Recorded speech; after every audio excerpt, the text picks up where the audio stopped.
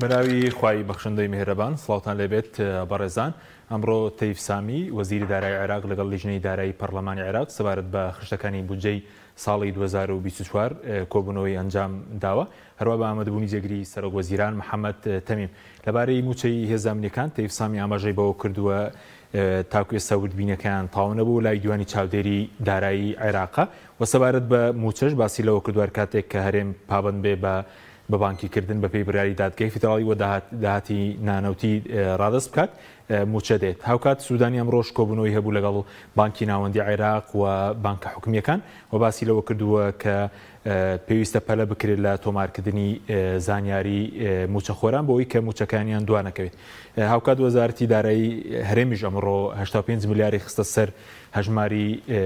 ئەوە ژمارەی کە کراوەتەوە بۆ داهاتە ناونەوتیەکە لە قیاولێری بانکی ناوەندی عێراق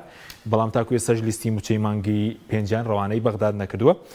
باز لەم پرسانە هەروە وردەکاری موچە و بودجەی هەرێم لە خشتەکانی بودجە عێراق دەکەین بە میوانداری بەڕێز مامۆستا ئەحمەدی حاجی ڕەشید ئەندامی پێشووی پەرلەمانی عێراق هەروە کە لە 2006ەوە خوێنەوەیکی وردی هەیە بۆ تەواوی یاساکانی بودجە ئەم شەو بە وردی لەسەر پرسی بودجەش دەوەسین مامۆستا بەخێر بێن سوپاسی ئامادەبوون دەکەین بەرلەوەی بچین سەر پرسی بودجە وردەکاریەکە ئەمڕۆ سوودانی کۆبوونەوەی کێبوو لەگەڵ بانکە حکومیەکان پێشبینی دەکرێت بە مانکیکردن چی بەسەر بێ تاکو ئێستا باز لەکە 121 فەرمانبەر بۆ بانکی بازرگانی عێراق نێردراوە بەناوی خۆی بەخشندەی میهرەبان سوپاس بۆ تۆ کاک حەکیم سوپاس بۆ کەناڵی پەیام سوودانی خۆی لە نزیکە و متابعی تەوتینەکە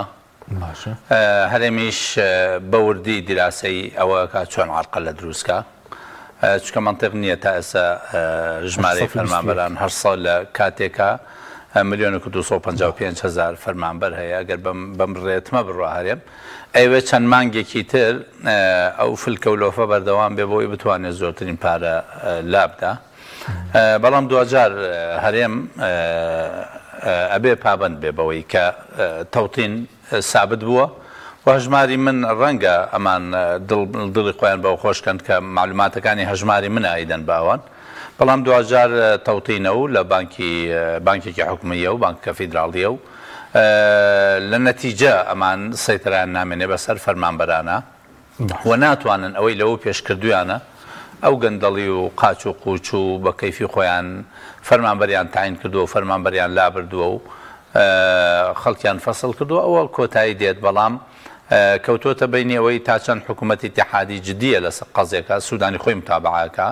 وەزیری دارایی متابعەکە و فعلاً زەختەکە وەزیری پلاندانان داڕێژەری ئەو موازنەیە خۆی لە نزیکە و متابعەکە و کەسێکی زۆر ئاگادارە ینی وەزیری پلاندانان کەسێکی زۆر باگایانی کە ئێستا هەژماری من هەر بەردەوامە یاخود لەوێ هەژماریان کردوتەوە دەڵێن چیان بەسەر دێ هەژماری من هیچ اعتیبارێکی نییە لە حکوومەتی اتحادی دوجار ناوەکان وردە هەرێمی کوردستان ئەو ناوانەیە کە نردوێتی ئەو ناوانەیە کە لە هەژماری منەوە نردوێتی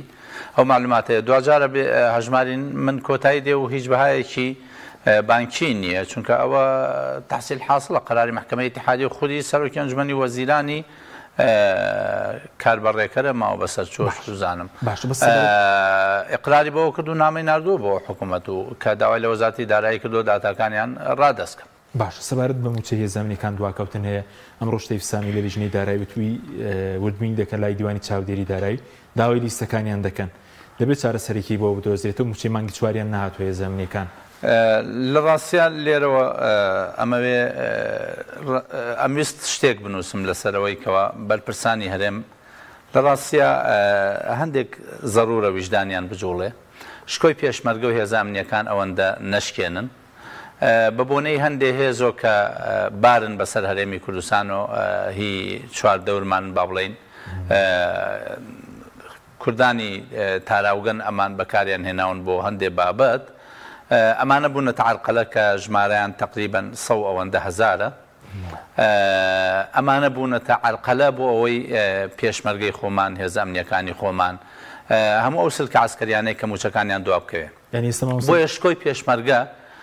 بەرپرسانی هەرێم پێشمەرگە فریاتانەکەوێ پێشمەرگە فریاتان کەوتووە لەوە پێشمەرگە فریاتانەکەوێ هێزێکی نیشتیمانی فریای ئەم وڵاتەکەوێ بۆی ئەوەندە شکۆیان مەشکێنن زیاد لە نزیکەی 60 ڕۆژە ئەوانە موچیان وەرنەگرتو ئەوانە خانەوادەیان هەیە ئەوانە پێویستیان بە ژیانێکی شایستەیە پێویستیان بە ژیانێکی بە ڕێزە بۆیە ئەوانە بەشێکی زۆریان شەو ڕۆژ لە ئەرکان ینی بەڕاستی کاک حەکیم من لە ماوەی هاتوچۆم لێرەوە بۆ هەندێک شوێن کادەم بەو سەیتەرانە هێز ئەمنیەکان وەساون کادەم بە ناو بازاڕە پێشمەرگە پرسیارم لێکەن شەرمەزاری ئەم گرێکە من هیچ دەستێکم لە قەزەکان نییە ئایا ئەوە بەرپرسانی هەرێمی کوردستان کە ئەوان سەبەبی حکوومەتی هەرێمی کوردستان و بەرپرسانی ئەو دوو هێزە سیاسی کە ڕاستەقینەش بێ باجی بندیوار ڕۆژئاوا و ڕۆژ ئەوانەی کە بەکاریان هێناون بۆ مەبەستی سیاسی ئەوانە بوونە تعرقەلە بۆ ئەوی هێزەکانی پێشمەرگە و هێزەکانی هێزە ئەمنیەکانی خۆمان جایتر حدث ولا حرج گەندەڵی زۆری تایە طبعا 432,000 کەس موچە لە وەزارەتە وەرەگرێت لە کاتێکە عێراق ئەوەندە عنسوری عسکەری نییە بڕوان ناکەم جێگری سەرۆکی ئەنجومەنی وەزیرانی کاربەڕێکەر لە یەکێک لە کۆبوونەوەکان لە بەغدا بووین ئەو کاتە من بەشداری کۆبوونەوەکانم نەکرد لەگەڵ حکوومەتی هەرێمە باسی لەوە کردبوو بە قەدەر جێشی ئەحمەری سینی پلەدارمان هەیە ئێستا بۆت باسەکەم هەر لە جەدوەلی جیمە هەموو کوردێکی بە ئینساف بکەینە دادوەر بزانین ئەمەی قبوڵە بۆ غەیری خۆی تا بۆ خۆمانی قبوڵ بێ لەبەرەوەی شکۆی پێشمەرگە شکۆی ئینسانی کووردە شکۆی هێزە ئەمنیەکان خلافمان لەگەڵیان هەبێ هێزێکی سیاسی تایبەتن چونکە ئەو دوو هێزە تایبەتە لە هێزە ئەمنیەکان زیاتر خەڵکی ئەو دوو هێزە تایبەتن بەڵام ئەومان نەبیر نەچێ ئەمانە هەڵوێستیان هەبوو ئەمانە لە شەڕی داعشا بەشداریان کردووە بۆیە نابێ شکۆیان بشکێنرێ ئەبێ بە زووترین کات ئەو گرفتیان بۆ حەل بکرێەوە گرفتەکە لای هەرێمی کوردستانە لای هێزە عێراقیەکان نیە ئەزەمڕۆ هەر باپسیارێکیش لێکەمە سەر هەژماری من خوبا تاڵبانی لێ دوایین داوە دەڵێ زارەتی بە ئایبیان هەژماری من گرینگەوەیە موچەکە بە بانکی بکرێ و خۆی یەکێتی بە دوو شێوە مامەڵەیەکە بەداخەوە لە مەزەلەی هەژماری منە لەلایەک لە ئەو زۆنەی کە خۆی بەرپرسە تیا و دەسەڵاتی هەیە فشاری زۆری کرد بۆەوەی خەڵکی بڕۆن هەژماری من پڕکەنەوە کەەوە بەڕاستی جۆرێک لە دووفاقی بوو لەلایەکی تریش چالاگوان و پەرلەمانتار و ئەوانەمانە بینی کە زۆر دژی هەژماری من و هەر معلوماتێکە وایە کە هەژماری من شکست دێنێ یا چێ بێ بەشێک لە پەرلەمانتارەکانی یەکێتی ئەو بابەتیانە جوڵان ینی وازح وایە کە یەک وتار بن یەک خطاب بن بۆ ئەوی خەڵک فعلا بەوازحی ناکرێ قاچێک لە حکوومەت و قاچێک لە معارضە لە تیبی ئای بیان لە هەژماری من ئەوە بەلای تۆ گرینگە لەکوێ نا هەژماری من بانکی محلیە بانکی ئەهلیە هیچ سەرمایەیەکی نییە هیچ سیقەیەکی نییە کاک حەکیم 6 تریلیۆن دیناریان لە ساڵەکانی پێشوە دیزە بە دەرخۆنە کرد تا سێش باجیەوە دا هەرێمی کوردستان لەبەرەوەی بانکی تیبی ئای بانکێکە سەرمایەیەکی زەبەلاحیە حکوومەتی ئیتیحادی حیمایەکە شەریکەی وەدایعی عام حماية أموال ودائعك بنك تي بي آي لصدى حساباتي اعتماداتي مستندية علاقة أو كردويتي أو ناردويتي تا أو كاتي من إحصائيات إنمان هبو لبغداد تا 2014 312 مليار دولاری حواله کردووە بۆ دەرەوەی وڵات تا ئێستا ڕەنگە زیاتر لە 500 ملیار دلاری حواله کرد بۆ هەموو اعتماداتی مستەندی عێراقەوەیکە لەبەرەوەی بانکێکە مقارنەی تی بی ئای بە بانکەکانی تر ناکرێت ڕاستە ملاحەزەمان لەسەری هەیە ئەدایەکی ئەکتیڤ نییە لە چاو ئەو ئیمکاناتی هەیە مەسەلەن مامەڵە قورس ئەکرێت لەوێ جان نازانم فەرعەکانی هەرێمی کوردستانە یاخود لە بەغدا مامەڵەمان لەگەڵا کردو بۆ شێوە نەبوو بۆیە ئەوەش بە شێوەیەک لە شێوەکان کاتی خۆی لە سلێمانی محارەبەی تی بی ئای ئەکرا جا هێزێکی سیاسی بۆ هەردوو هێزەکە بەشدار بوون بۆیە تی بی ئای مقایسە ناکرێت بۆ بانکە ئەهلیانەی کە هەرێمی کوردستان پێشنیاری کردوون لەسەر ڕاستکردنی 85 ملیار ئەمڕۆ وەزارەتی مخالفەی قانونی دارایی مالیە ئەمە دەبێت چۆن بێ ڕاستکردنی داهاتی یعنی ئێمە کاتی خۆی لە بەرنامەیەک لەگەڵ جەنابتان نەسی مادەکانمان یەک خوێندووە لە مادەی 50 فقرەی 2 هاتووە ئەبێ هەموو داهات تەسلیم کەن هەموو داهات تەسلیم کەن خۆی مادەکە باس لەوەیەکە هەڵێ لە سا 50 داهاتی ئەمە ئەم داهاتە ئیتیحادیانە گەڕێتەوە بۆ هەرێم و محافەزات مەنافیزی حدودی ئەوە بەشێکی هی ئەوەیە ضریبەی گومرگ لەگەڵ هەندێک داهاتی اتحادیە بەڵام خەلەلێک لە مادەکە هەیە کاتی خۆی ئیشارەتمان پێ کاڵێ لە 150 گەڕێتەوە باستثنای ضرائب والرسوم الجمركية يعني نەخێر مادەکە من کات خۆشی لەگەڵ نووسری مسودەی ئەساسی کە ناوی عوبێد محەل لە پیاوێکی زۆر بە کەفاعەتە نزیکەی 40 ساڵ لە وەزارەتی دارایی بۆ پیاوێکی مەسلەکی ئەو مسودەکەی نووسیوە کاتی خۆی لە دەورەی 3 و 4 ئەو قانونە تێپەڕێنراوی ئیعادە تەشریع کراوەتەوە کەنەدیەکان سەرپەرشتیانە کرد لەگەڵ عوبێد محەل مناقەشەی بابەتەکەم کردەوە جارێکیکە کەوتی ئەو فەقەرەیە بۆ شێوەیە نەمان نووسیەوە وا داڕژراوە بەڵام دوجار فەقەرەکە وایە کە ئەبێ هەرێم هەموو داهاتەکانی تەسلیم کە لە 150 بۆ گەڕەوە ئەمڕۆ دەڵێم لە 185 میلیارد 150 باج و ڕسمی گومرگیە حکوومەتی هەرێم بە کەیف خۆی تەفسیری مادە قانونەکە لەبەرەوەی قانون نازانن لەبەرەوەی لە دوو حاڵ بەدەنیە کاک حەکیم یامانە خۆیان لە جێلیە دەن ئەگینا بڕۆن سەیری مادەکە بکەن بزانن هەموو داهاتەکە یانە ئەگینا ئەم تەدقیق حساباتە کێکە بۆ قانونی دارایی مالی کاک حەکیم کابرایەک نووسیوێتی 40 ساڵ خبرەی مالی هەیە خەڵکێک نەینووسیوە تا دوێنێ لەم لاورا بۆ ئێستا هاتووە قسە لە مالەکە قسە لە ئیدارەی مالەکە ئەمە تەراکمی خبرەی 40 ساڵە هی 3 دەوڵەت 4 دەوڵەت لە پاشایەتی و ئەم معلوماتە هەیە و هێناوێنە تا گەیشتونەتە ئێستا لەبەرەوەی کاتێک کاڵێن داهاتەکان هەمووی بڕواتە خەزینەی عامە بۆ داها دەڕواتە خەزینەی عامە بۆ ئەوەی دینار بە دیناری تەدقیق بکەن ئەمان لە خۆیان وڵێنەوەی ئەمە 85 میلیۆن کێڵێ 285 میلیۆن لە 185 لە 150 نادووە کاتە 85 کێڵێ 85 بۆ خۆیان سیقەیان بە حساباتی خۆیان هەیە وەزارەتی دارایی مەگەر کتابێکی نەکرد بۆ بەغاوتی داهاتەکانمان هی 3 مانگ ئەوەندە بووە دوای ئەنجومەنی وەزیران کتابێکی نەکرد بە دوایەوتی وەزارەتی دارایی بە هەڵاچووە بۆ خۆیان سیقەیان بە داتا و بەیاناتی خۆیان هەیە سیقەیان بە محاسبەی خۆیان لە کام قانونی موازنە ئەمانەیاندا ڕێژاوە کە داهاتەکانیانەوە نەیە بۆیە بە هیچ شێوەیە قابلی قبول نییە ئەوە لای بەغدا اینجا ئەگەر قبولەکەنەوە تەنها بۆ مەرحەلەیەکی زەمەنیە ئەگینا ئەبێ داهاتەکان گشتی بڕاتە بەغا دوای ئەگەر لە 150کانیان نادۆ کە بە قەناعەتی من ئەو تەفسیری ئەو مادەیە وان نییە کە لە 150 بگێڕێتەوە وان نییە و دوایژە بینین باش بەس بینە سەرپرسی بووجە بە شێوەیەکی گشتی کە ئێستا خشتەکانی بووجە گەیشتون لە پەرلەمانی عێراق لیژنەی دارایی خوێندنەوەیان بۆ دەکەن پەرلەمان دەتوانێت چی تێدا بکە و چی تێدا بۆ هەرێم بڵین بووجەکە بە شێوەیەکی گشتی بووجە تەمان پلانی ساڵانەی حکوومەتە بەڵام لەبەرەوەی حکوومەتی عێراق بە وەزعێکی نامستەقر ڕۆیشت لە ساڵی 2009 ئەم پلانە یا ئەم پێشنیارە دەستی پێکرد کە بووجە بۆ 3 ساڵ بێ ساڵی یەکەم بە ئیلزامی ئەو نەسانە جێبەجێکرێ ساڵی دووەم و سێمی قابل بە تعدیلە خۆیان لادا لەوەی کاتی خۆی کە موازنە گۆڕانکاری بەسەر ئاهات ئەبوایە بە قانونێکی تازە ئەیان ناردە پەرلەمان و پیانەوت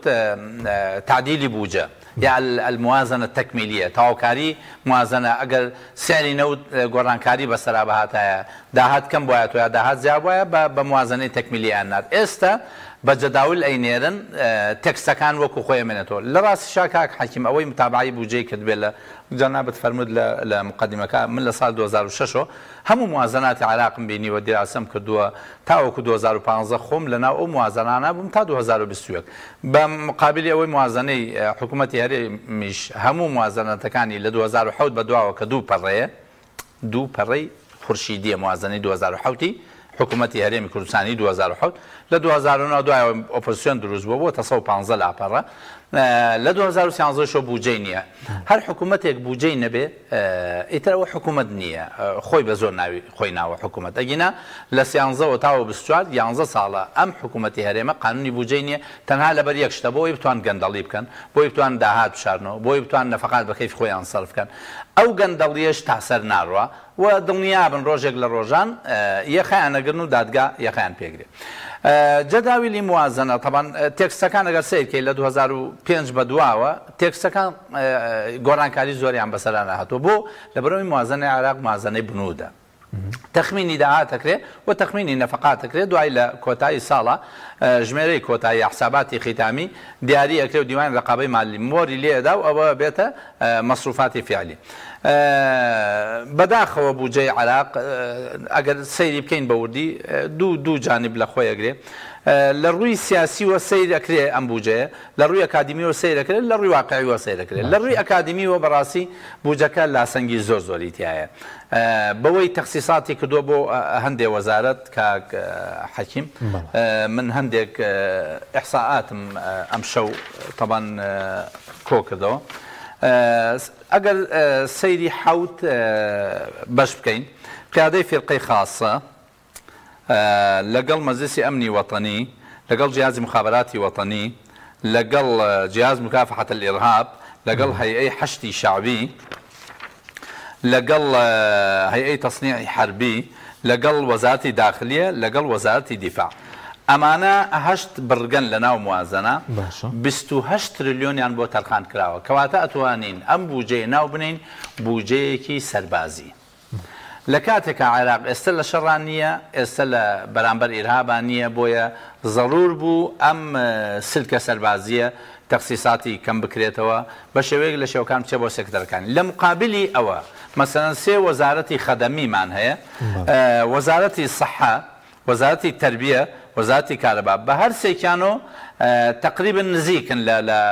سلکە عسکەرێکە کەواتە گرنگیدان بە صحەی ئینسانی عراقی گرنگیدان بە پەروەردەی ئینسانی عراقی گرنگیدان بە خەدەماتی ئینسانی عراقی بەقەدەر ئەمن مراعات نەکراوە بۆیە مەسەڵەن وەزارەتی تەربیە تەنها 12 تریلیۆن دیناری بۆ تەرخان کراوە واتە پەروەردەکردن لە چاو سلکی عسکەریە یەک لەسەر سێیەتی بۆیە ئەمە لە ڕووی ئەکادمیوە بودجەیەکی لاسەنگە ڕەخنەی زۆر قبوڵەکە لە ڕووی سیاسیەوە ئەم بودجەیە بودجەی ئیتاڵی تەنسیقیە کاک حەکیم لە 2005 لە مانگی دا هەڵبژاردننی پەرلەمانی 2025 هەڵبژاردننی پەرلەمانی اتحادیە کرێ بۆیە ئەمان پێویستیان بە پارەیەکی زەبەلاحەیە بیخەنە ناو محافەزاتۆ بۆ ئەوەی مەشاریع جێبەجێکەن بۆ دەنگکۆکردنەوە لە کاتێکە حساباتی ساڵانی پێش و کاک حەکیم بە هیچ کاتێک نەگەیشتێتەوە بۆ نمونە لە ساڵی 2023 143 تریلیۆن دینار تەرخان کراوە بۆ تەشغیلی لەو 143 تەنها 118 تریلیۆن دینار صرف کراوە یعنی تەخسیس کراوە ئەوەی بە فعلی صرف کراوە کەواتە حکوومەتی عێراقی توانای نییە ئەوەندە صرف کە ئەمە چۆن توانیوێتی 118 تریلیۆنی صرف کردووە چەندێک لە مدەوەرا ماوەتەوە ئێستا لە حسابی وەزارەتی داراییە 16 تریلیۆن لە حسابی مدەوەرا ماوەتەوە کەوا عیزی پێپڕەکەنەوە واتە حکوومەتی عێراق ئەوەی داهات بەدەستی بێنێ لە هەموو حاڵەتەکانە لە 134 تریلیۆن تا 150 تریلیۆن زیاتر نییە ئەوەی کە ئێستا نووسیویانە 211 تریلیۆن 64 تریلیۆنی کورتێنانە مخالفەی قانونی ئیدارەی مالیە مخالفەی پرەنسیپی بودجێ مخالفەی هەرچی ستاندەر هەیە لەسەر زەویە بۆیە ئەم بودجێ بە زەبەلاحی دانراوە بۆی ئیتاڵی تەنسیقی ئەمە بودجەی ئەوانە ساڵی ڕابردوو 198 تریلیۆن بەنی چەند جێبەجێ کراوە 118 تریلیۆنی خەرج کراوە بەڵێ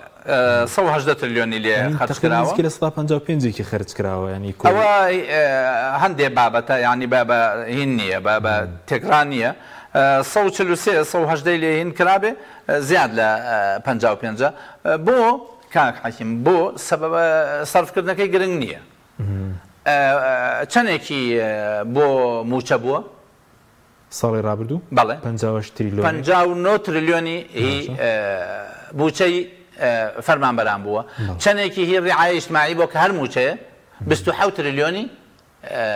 هین بووە هی ڕعایە ئیجتیماعی 27 و 59 26 و 60 ینی 86 تریلیۆنی موچە بووە اینجا گرنگە موچە بەی بە خەڵک هیچ گرنگێکی نییە چونکە تعویزاتی مۆزەفین ڕاستە پارە خاتە بازان و حرەکەی اقتصادی بەڵام تەنمیە دروست ناکە کەواتە ئەوەی عێراقیکە لە ڕووی ئەکادمیەوە وەزارەتی دارایی قاسەیەکە داهاتێکە فرۆشێت دێتەوە قاسە و ئاوا سەرفێکە ئەگینا مەسەن 86 تریلیۆن دینار موچە بێت لە وڵاتێکە ئەگەر نەوت ئەو بەهایەی نەما عێراق چیەکە تاکەی قەرزەکان لە کاتێکا قەرزەکانی تا ئێستش قەرزی تەراکمی لەسەرە بۆیە بوجە لە ڕوانگە ئەکادمیەکەیەوە لاسەنگی زۆری تایە لە ڕۆ سیاسەکەیەوە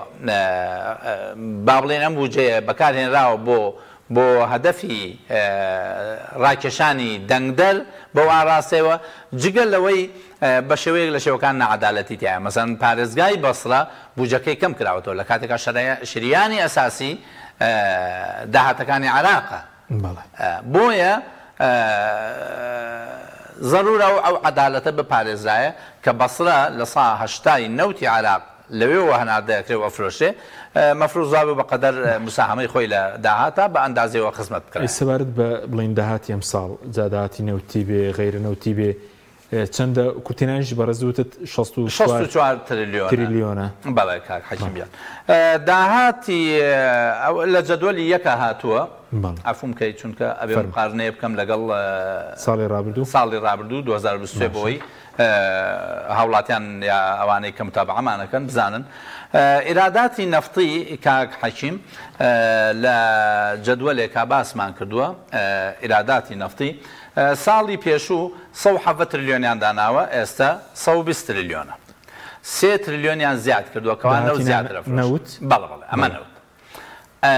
لە کاتێکا ئۆپێک حیسەی عێراقی تهدید کردووە ئەگەر نرخی نەوت یەک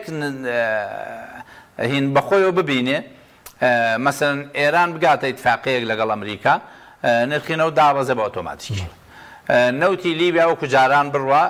دابەزێ ئەگەر ئۆپێک رووسیا بگەڕێتەوە بۆ ناو بازاڕی نەوت سەری نەوت زۆر دابەزێ بۆیە $70 خەمڵان دویانە $70 خەمڵان دویانە 500,000 ڕۆژانە 3,500,000 کاتوان زیاتر لەوەین بکەن کەواتە ئەمە لە نەوتا ئەو لاسەنگی هەیە زەمان نییە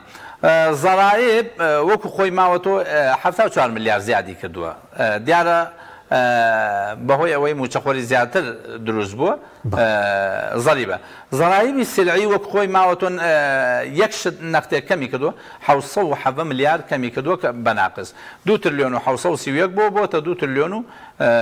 14 ملیار شتێک زیادی کردووە کە زۆر خەتەرناکە و کە بارگرانی لەسەر هاوڵاتیان دروستەکە ڕسوم جا ڕسومی گومرگی بێ یا ڕسومی سلع و خەدەمات بێ کە بە تایبەتی ڕسومی گومرگە ئەمە کە ئەڵێ ضرایبی سلعی جایە لە ڕسوم لە ناو تعبیرە اقتصادیەکان ڕسومی گومرگیە 1 تریلیۆن و 709 ملیار بۆ لە 2023 ئەم ساڵ دایان ناو بێتە 6 تریلیۆن واتە 5 تریلیۆن زیادیان کردووە ئەم 5 تریلیۆنە لەکوێ دیارە زەریبە زیادەکەن یا با بڵێن ئەگەر هەبێ لەوە و پێش بەفیڕۆ دراوە نەیانتوانی و ئەتمەتەی زەرای بکەن بەنیازن لە 2024 ئەتمەتەی بکەن مەسئلەی بە تایبەتی قانونی مرور جێبەجێەکەن تاریفی گومرگی جێبەجێەکەن بۆیە بە قەناعەتی من ئەم ڕسومە بارگرانیەک لەسەر هاوڵاتیانی عێراق دروستەکە و دۆلارەکەش لەولاوە بابەتێکی تری دروست کردووە حسەی موازنە کەمی کردووە ئیراداتی تەحویلی ئەویش 620 ملیار زیادی کردووە ئەوەی کە لە دەرەوە دێت یەک گرفتەیەکە ئەمە تەفاسیلی نییە تەنها بە کەلیمەی ئوخرا نووسێ لە 2 تریلیۆن و ئوخرا لە 2 تریلیۆن و 165 ملیارەوە بووە بە 8 تریلیۆن و 83 ملیار واتە 5 تریلیۆن لێرە و 5 تریلیۆن لە ڕسوم 10 تریلیۆنیان لەسەرم ئەساسە زیاد کردووە کە ئەمە زامن نییە ئالیەتی جێبەجێکردنەکەی زامن نییە ئالەتی جێبەجێکەواتە ئەو داهاتەی کە حکوومەتەکەی بەڕێز سوودانی و وەزیری دارایی خات و تەیف سامی با بڵێن پلانیان بۆ داڕژاو مەرجنیان پلانە بتوانن لەکوی داهاتەکە بە هەردووکی 147 تریلیۆنە 147 هەموو داهاتەکان 147 تریلیۆن و 836 ملیار و کەسرێکە ساڵی پار 134 تریلیۆنە واتە ئەگەر سیر بکەی 13 تریلیۆن زیادی کردووە لەوە 10 تریلیۆن لەو دوو فەقەرەیە زیادەکە ئەوانەتی 10 تریلیۆن زیادی کردووە داهاتی نانەوتی بەڵێ داهاتی نەوتی 3 تریلیۆن زیادەکە داهاتی 3 تریلیۆن و 244 ملیار زیادی کردووە داهاتی نانەوتیەکەی تر تقریبا 10 تریلیۆن و شتێک زیادی کردووە 10 تریلیۆن و 440 ملیار زیادی کردووە کە ئەمەش ئەگەر حکوومەت بتوانێت ئەمە بکە جێگەی دەستخۆشیە بەڵام من گومانم هەیە لەوەی حکوومەتی عێراق چونکە جیازی تەنفیزی عێراقی متەرەحی لەو ناتوانێت 211 تریلیۆن کۆی خەرجیەکان دانراوە پێ دوایە لە باشترین حاڵەتدا بگاتە 150 تریلیۆن لە باشترین حاڵەتدا توان 150 تریلیۆن داهاتی گشتیان هەبێ ئەوی تری کواتە ئەگەر لە 150 تریلیۆن زیاتر سەرفکان هەمووی بێتە عیجزی حەقیقی تا ئێستا ئەو کورتێنانەی کە هەیە کورتێنانێکی تەختیتیە کاک حەکیم با ڕوونی کەمەوە بۆ هاوڵاتیان بۆ جەنابیشت جەناب دەڵێ من مانگانە پێویستم بە 1.5 ملیۆن دینار هەیە بۆ ئەوەی ئیدارەی ماڵی خۆم بکەم ئەگەر داهاتەکەت بوو بە ملیۆنێک ئەوە تۆ 500,000 مانگانە کورتێنانە هەیە ئەوە کورتێنان کەواتە ئەگەر لە ملیۆنێک و 500,000 مەسەن ئەوە ئەڵێ 500 کەی ئەو ئەجزا ئەمە تەختیتە کەی ئەبێتە حەقیقی تۆ مانگی 1 ملیۆنێک سەرفەکەی مانگی 2 ملیۆنێک و سەد کەواتە ئەوە سەی بوو بە حەقیقی ئەوە سەدای بێ قەرزکەی مانگی 2 بێتە 1,200,000 بێ ئەوە قەرزکەی یا تەدویر بکەی یاخود لە پارەی تازە چاپ بکەی بۆیە عجز لە عێراقا یەکەم مخالفی قانونی ئیدارەی مالیە بۆ چونکە قانونی ئیدارەی مالی لە بڕگەی 4 لە مادەی لە بڕگەی 6 لە مادەی 4 ئەڵێ لا يمكن أن يتجاوز عجز الموازنة عن 3% من إجمال الناتج القومي نابل لصاصي ناتج قومي ناتج قومي 250 مليار هي همو عراق نابل لە 10 ملیار زیاتر بێ ئێستا 10 تریلیۆن زیاتر بێ ئێستا 64 تریلیۆنە کەواتە مخالفەی ئەمقایم بەس ئەمان چیەکەن لە ئاخری مادەکان و گەر ملاحەزە بکەی ئەوترێ ئیستیسنا من قانونی ئیدارەی مالیە بە شەرتێ ئەم فەقەرەیە کاتی خۆی لە لیژنەی مالیە زۆر داکۆکیمان کردمان ئەمە ناکرێ نابێ ئێمە چەند ساڵە عجزمانەیە متەراکمە وەزارەتی دارایی خۆیان داکۆکیان ساڵی ڕابردووش تقریبا 63 تریلیۆن هەبوو کورتێنان لە 2024 بوو باشە بەڵام ئێمە موازنەمان هەڵوەشانەوە دووبارەی عادە هەیکەلەمان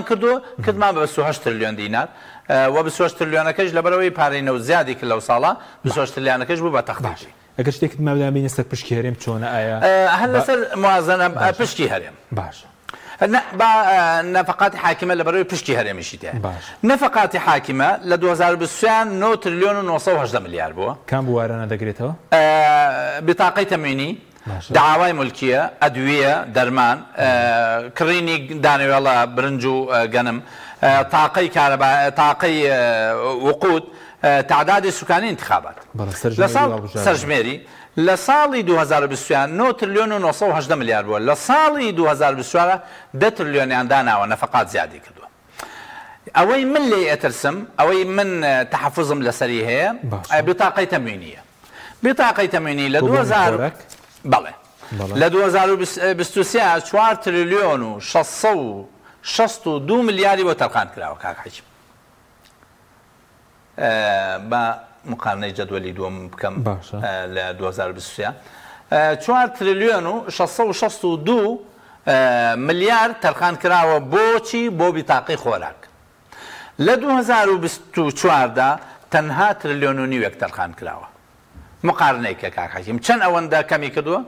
یعنی ثلثێکی سێیەکی دانراوەتەوە بۆ بیتاقە لە کاتێکە حکوومەتەکەی سوودانی ماوەیەک پێش ئێستا بانگەشەی ئەوەیە کرد کە بەشە خۆراک زیادەکە عنسوورەکانی زیادەکە بە پێی ئەم نەخشە بێ عێراق ناتوانێت ئەوەی کە تەرخانی کردووە بۆ خۆراک دابینی بکە بۆیە ئەمە چی دروستەکە تەبەن نازانم بەس پێچێوی ساڵی ڕابوونی هەمویان خەرج کرد بێ مامۆستا ئەو 4 تریلیۆنە بتاقی خۆراک لانی کەم 2 تریلیۆن و نیوی سەرفە بێ یەکەم گەندەڵی زۆری تایە لە مخەتیتەکەەوە گەندەڵی تیاکە تا بایعەکە تا بایعەکە گەندەڵی تیاکس ئەو مەوادەی من کاتی خۆی لە ئەندامی ئەنجومەن بووم گەڕابووم بەسەر بایعەکانە توێژینەوەیەکم کرده بوو لەسەر ئەوەی حسەی هاوڵاتی بای لە ساڵێکە بای 200 ئەوەندە هەزار بوو ئەیدا بە 28,000 چکە لە ئەم وڵاتەی خۆمانە بەتابەتی لە ئێستادا ئارد زۆر بەکار نایاندێ مەسەن 9 کیلۆ ئارد بۆ فەردێک لە مانگیەکە قورسە بەکاری بێنێ بۆیە زۆربەی ئەکرا بە علەفی حیوانات بەڵام ئێستا کاگین بووە بە تریلیۆن نوێ کەواتە سولسێک دابەزیوە پشکی هەرێم بۆ پشکی هەرێم بەڵێ پشتی هەرێم لە ساڵی 2023 590 ملیار بووە بەس بیتاقەی تەمینی خۆراک ئەم ساڵ بووەتە 190 ملیار کەواتە ئەمە بە تەحفوزۆی ئەڵێم بەڵام نامەوێت هاوڵاتیان بترسن بەڵام ئەمەوێت ئەوە بڵێن کە دانەوێڵە لای خۆمان هەوڵ بدەین دانەوێڵی زیاتر بکەین لە وڵاتی خۆمان بەرهەمی ناوخۆ زیاتر بکرێ تا بتوانین ئیکتیفای ذاتی بکەین چونکە ئەوەی کە تەرخان کراوە بەشی ئەوە ناکا کە هاوڵاتیان ساڵی پێشوەریان گرتووە یەک شتی خۆشی تایە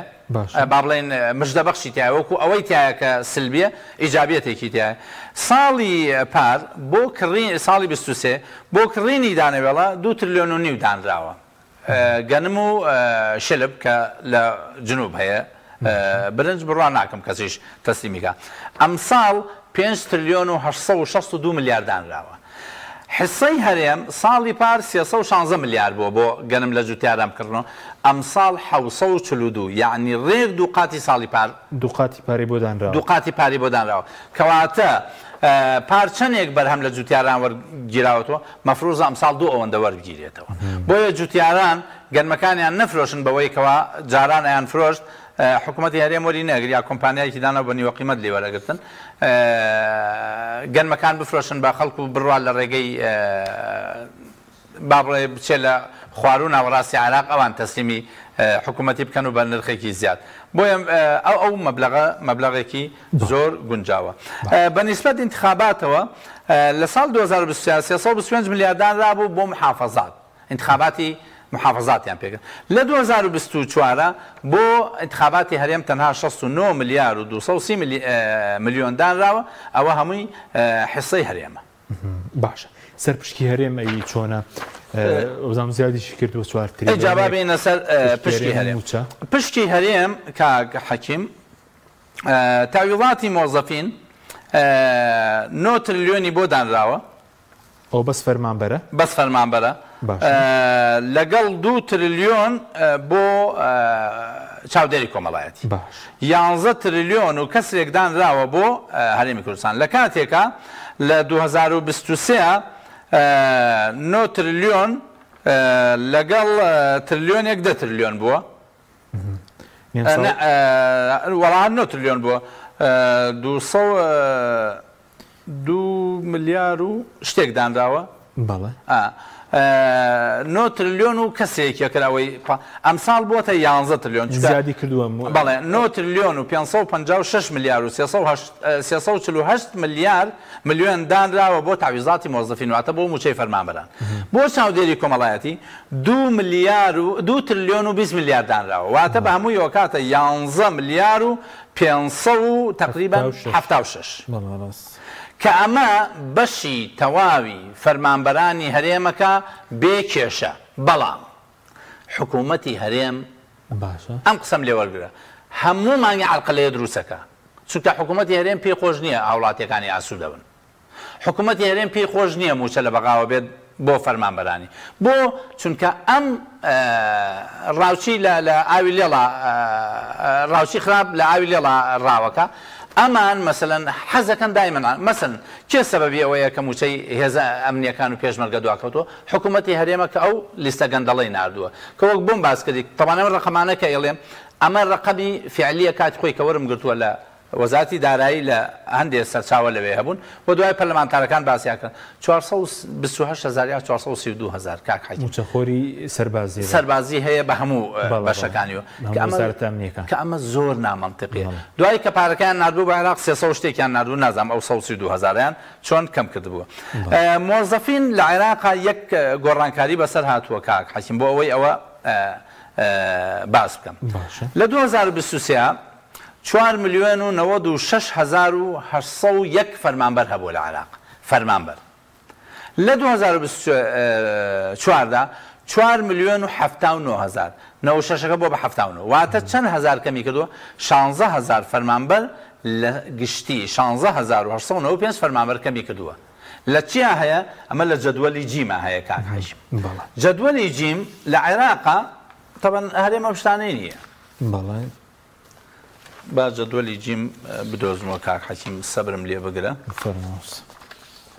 جەدوەلی بە ژمارەی موچەخۆ فەرمانبەرە ئەوە بۆ ئەوەی جەدوەلی جیم و پێ بڵێم چۆنە عێراق ئەم جەدوەلەی هەیە پێوترێ جەدوەلی جیم ئەمە هەموو ساڵێک ئەمە ژمارەی فەرمانبەران لە پلە دەوەتایەتی تا پلەیەک ئەم ژمارەی کە باسم کرد بەڵام لە هەرێم ساڵی 2023 681,979 فەرمانبەر بووە ئەم ساڵ بۆتە 658,189 23,790 فەرمانبەر لێک کەم کراوەتەوە ئەمە چییە؟ ئەبێ پەرلەمانتارەکان دەوای تەوزیح بکەن تەوزیحاتەکە بەن بە هاوڵاتیان نەخراوە سەر وەزارەتی بەرگین نازانم لە ڕاستیا من یەک گرفت هەیە لە ئێستا ئێمە تۆ کە داتا دەسەکەوێ ئەسبابی داتاکە نازانم بۆیە تەحلیلەکە دقیق دەرناچێت بۆیە چاوەڕێم برایانی پەرلەمانتارمان بۆ ئەم 23,790 فەرمانبەرە کەم کراوە بەڵام شتێکی زۆر سیر کاک حەکیم ئەمە هەموو خەڵک شایەتیان قسەی من بێ لەناو ئەم لیستی موچەی کە 4,079,000 کەسە 906 پلە بەندیان کە لە پلەدەوە هەتاوەکو پلەیەک کاک حەکیم پلەیەک پێوترێ عولیا ئەلف عولیا ئەلف چییە؟ یعنی وەکیل وەزیر و مستەشار باشە 609,000 پلە دەمان هەیە ئەوانەی بە بێ شەهادە تعین بوون خۆمان ناهی هەموو عێراق باشە 500 و ئەوەنەیان تاسیعان واتە بە شەهادەی شەشوەوانە هەشتەمەوە بە مەعات 600,000 تا دێتە سەر مدیر عام دەرەجە ئەلف مدیر عام دەرەجە ئەلف کاک حەکیمیان هەموو عێراق 768,000 هەیە لا 768 مدير عام درجة ألفية هل أوندا 768 عنصري مدير عام درجة ألفية واتو وكيل وزير لقى مستشار وزيري تانية أما جدول يجيم وزيري تانية باش لو 768 كوكيل وزير ومستشار قياس يبكين أبي هريم لصات شني أواني هبي لصات وانزا بي مثلا اگر عراق داينه قبل لصاد 12.6 حود به اگر ايما داينين بلين كاكي ما حقنا لا حكومه عراقه 11.9 دانه نخير بس صالكاني بدايتي مجل صاحب دانه باش بزاني چن بانه لو 668 كسا 329 بلداركاني هريم يعني نيوي واتا لصاد شلودوي بلداركاني عليا الف لهريم كردستان چه منصفێک ئەوە قبولەکە چ بە ویژدانێک ئەوە قبولەکە تۆ چوار پارێزگا 6 ملیۆن 6 ملیۆن بەقەدەر 34 ملیۆن بەقەدەر 35 ملیۆن کەس پلەداری عولیایی هەبێ کەوتە چی دەگرێتەوە مامۆستا وەکیل وەزیر و مستەشار طبعا ئەوەندەیان مستەشار هەیە مستەشاری بێعەمەل ئەوەندەیان وەکیل وەزیری حیزبی داناوە ئەمە ئەبێتە کێشە کاک حەکیم ئەمە لە تەدقیقە ئەبێتە کێشە چونکە عێراق ئامادە نییە بۆ موچەی ئەمانە موچەیەکی زەبەلاحە لە 4 ملیۆن کەمتر نییە موچەی 300 کەس 304 ملیۆنی ئەزانی ئەکاتە چەند اینجا چەندێ نەسریە و چەند وەزیر شتیانی خەڵکێک زۆرش خۆ پلەی وەزیر خانەشین کرا ئەوە نا ئەوە 900 کەسمان هەیە بە پلەی وەزیر خانەشین کراوە 960 کەسمان هەیە هی چەند کابینەیە 8 کابینەیە بەڵێ 9 کابینە سەری وایە هێشتا ئەوێ هی 8 کابینەیە دەی بڕۆ بزانە عێراق هی ئەو حکوومەتانەی ئەو 6 کابینە چکە 4 خولی پەرلەمانیە بەڵام 6 حکوومەت تشکیل کراوە حکوومەتەکەی عادل عەبدولمەهدی ئیزافە بوو لەگەڵ سەردەمی مالیکی ئەوان کەواتە ئەمە ئەبێتە یەکێک لەو کێشانەی کە باسی لێوە ئەکرێت باشە بە کورتی کاتیشمان چکە نەماوە لەسەر موچە ئەگەر شتێکت ما بێ زامن کراوە بەچی زامن دەکراوە لە خەرجی باشە کاک حەکیمیان موچە وەکو تەخسیس ئێمە دوو شتمان هەیە با واضح بێ لە تەخسیس جایە تەمویل جایە تەخسیس یعنی تەرخانی ئەەکەن ئەگەر شتێک تەرخان کراو نەبێ ناتوان لێ سەرفکەن بۆ قانونی موازنە بریتە لە غیطائێکی قانونی لا يمكن الصرف من خزانة الدولة إلا بموجب تخصيص أما قاعدة اقتصادية كري بنا أما لا هلا بجاوا كري بنا ناتوان دينار صرف كاغا تخصيصي بونك باش كتخصيص كرا ديت سب تمويل تمويل أكريانا أجر هريم على القلد روز نكا همو سالم قسم كردوه ل 2015 ولم أجر هريم على القلد روز نكا موچه ببيوي أجاته فرمان برا باش نقطة سريعة باش بس اگر هاوتا بکری استا 964 برز بیت توان بوی بگوازنەوە اگر هاوتا بکری 2 تریلیۆن بۆ خەرجی دانرا بۆ اما عادة كاك حشيم اما من لمسألة موچە زۆر پرسیارم لە طیف کرد هەموو جارێ ئەوەی کە ئەدرا بە موچە ساڵانە وەرمەگر لەگەڵ ئەوەی تەخسیس سەکرا بۆ موچە هەمیشە 2 تریلیۆن زیاتری دانا طیف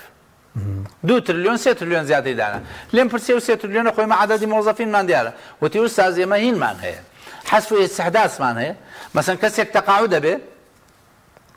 كسيك تردي شوينكي خالدو ترفيعات معناه بويا او 2 تريليون هميشه احتياط هي لا او موازنه وخلق اكاديمي دانا اگر نوتيش تسليم كان بوجي او جديد تشغيلي جديد بوجي وبرينام بوره هسه نكاتش من ما نوت تازه شيء كان على نوت يماني ناوي 100,000 شيء لا حصي اوبك زياتره سپاس دەکەم بەس ئەگەر نەوتەکە تەسلیم نەکەن بۆ جێ وبەرهێنان نایە ئەگەر نەوت ئەوان عێراق مەرجی خۆی لە ناو بووجان بێجگە تعویزاتی مۆزەفین بێجگە موچە چونکە قەراری محکمەی اتحادی و ئیلزامی حکوومەتی اتحادی کردو بێجگە ئەوە داهاتیش تەسلیم نەکەن ئەوانش ئەوە نانێرن کە تەرخان کراوە بۆیان سپاس دەکەین سپاس بۆ مامۆستا ئەحمەدی حاجی ڕەشید ماڵمان کردی سپاس بە بینەرانی بەڕێز سپاس بۆ هاوکارانم خواتان